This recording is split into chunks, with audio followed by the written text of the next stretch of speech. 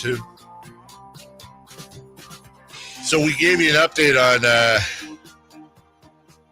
Jonathan Kuminga because we're tired of it. I stole that. Yesterday, Kings weren't going to unprotect the pick. Wasn't going to happen. He wants to be here. They want him here. Standoffs really between Kaminga and the Warriors, not the Warriors and the Kings. Monk would be the guy, at least in this iteration, that would be going out. Salaries match. But they love Monk. They're happy to stick with him. They just have a backlog. Right. Or a log jam in the backcourt, yeah.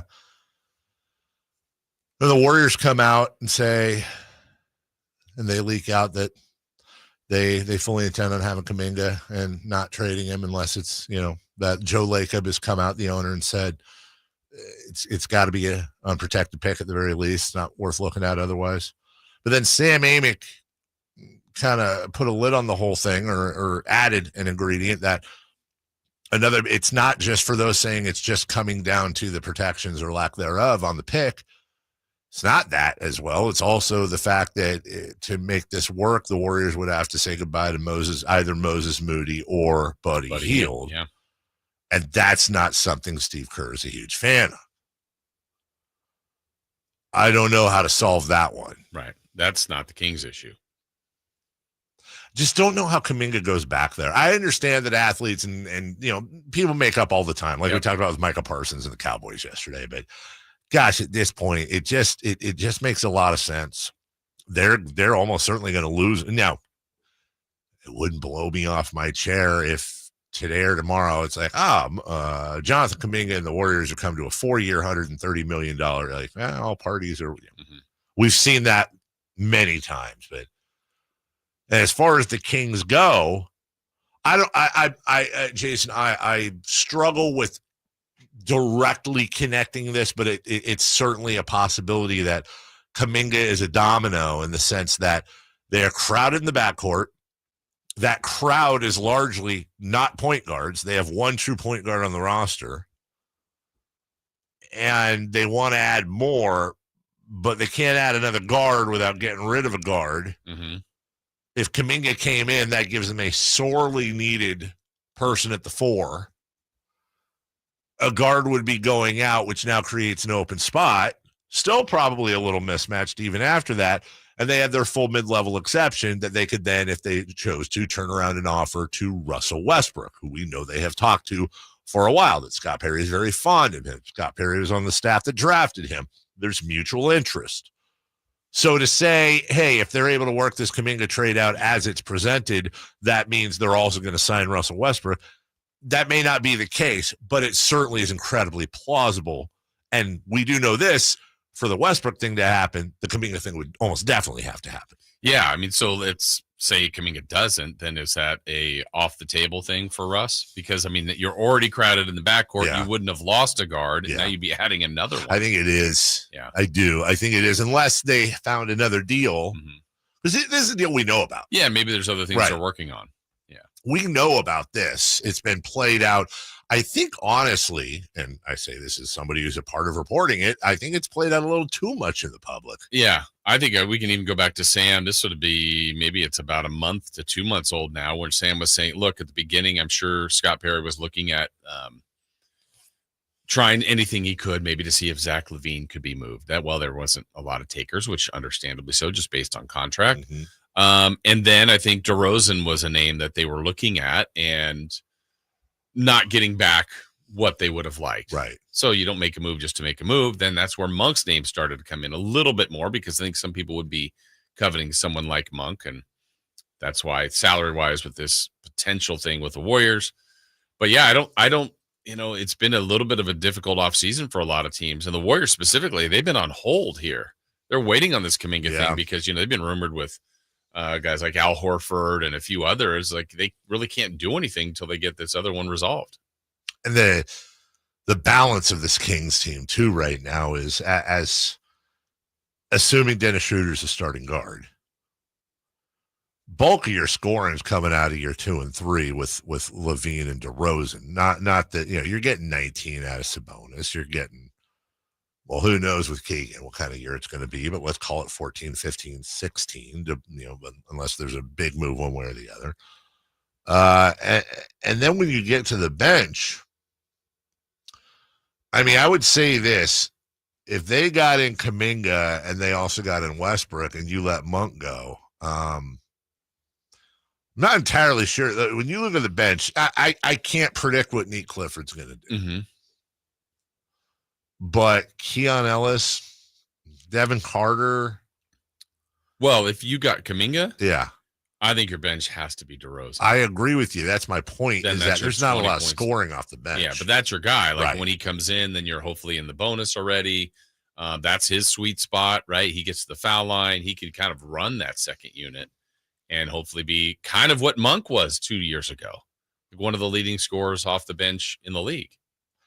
And a closer, too. Like, you'd have him at the end of the game. 100%. But here's the other problem with that.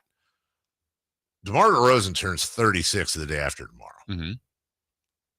And when he came here, he was very vocal and also leading with the Fox rumors. Remember, I might have to revisit if he goes. Mm-hmm.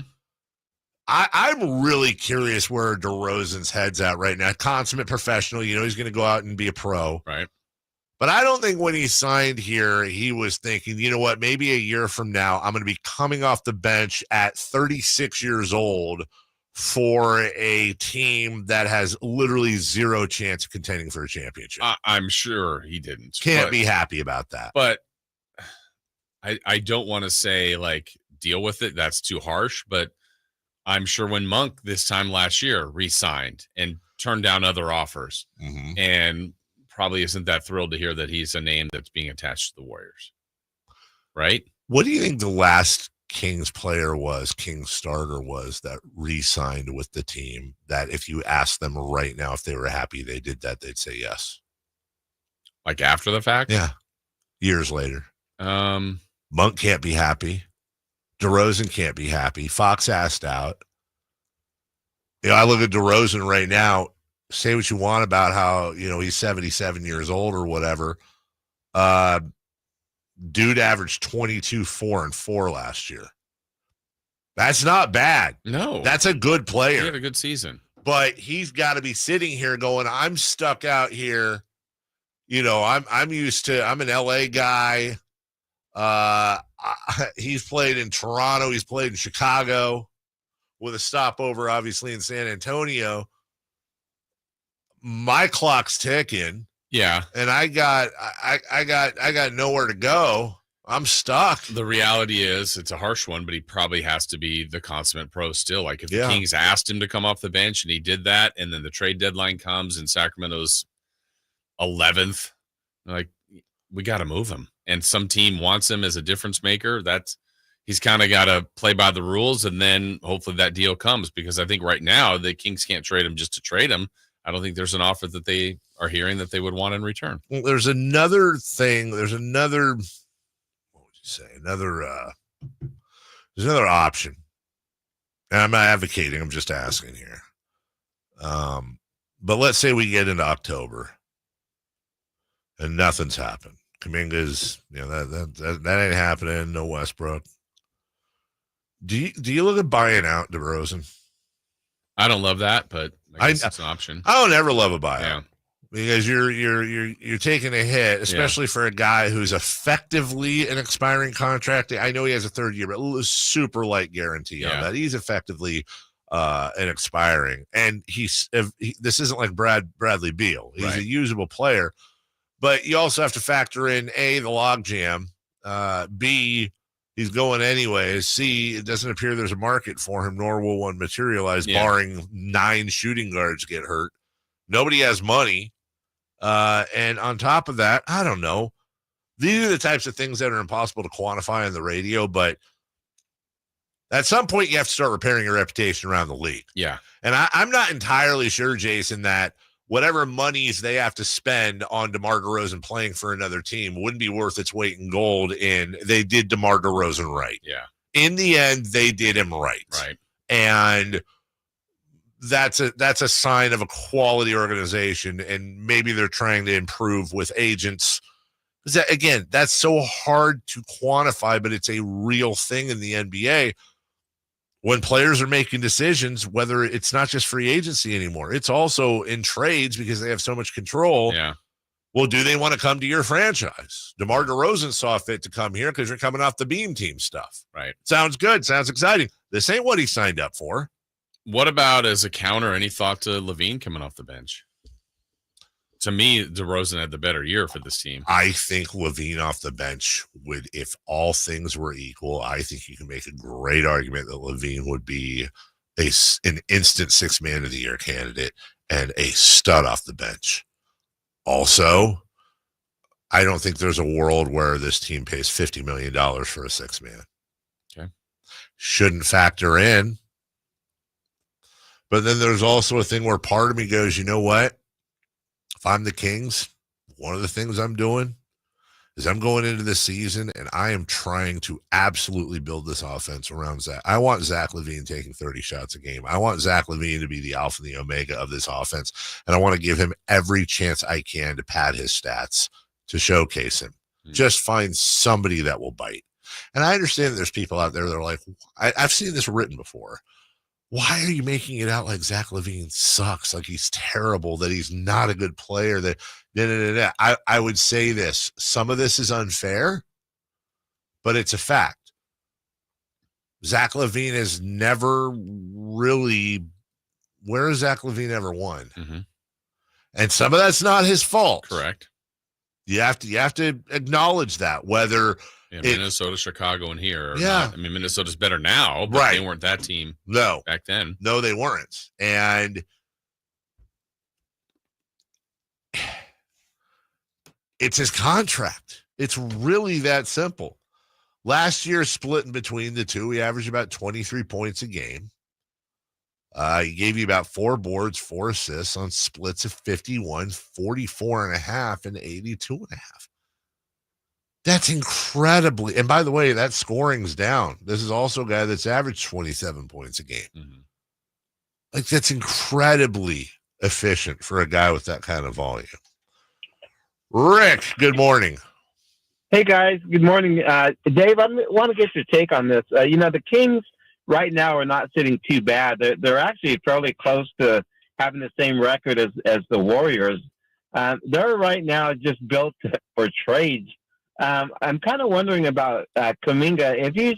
One of the things is he's so young, and 2, Seth Curry has missed so many games when you look at the past 5-6 years, that I can see why the Warriors would want to keep him, because they need someone to fill in that spot. And, with all athletes, they don't get younger. And so I want your take on Kaminga and his age and why it would be so difficult, because he's got a lot of years ahead of him. Thanks, guys, and have a great morning. Take care. I think part of it is, you don't want to be the team that gave up the guy who turns out to be a super stud. Right. And you certainly don't want to do that for your cross-state rival, if you will, right that down the road. Plays in the Pacific Division. Yeah. I think there's an absolute element of that. And I don't think it's lost on anybody that the 2 teams reported that they're talking about Kaminga to are both Pacific Division teams, both directly in front of them. Yeah. So we'll take a break. When we come back, there has been a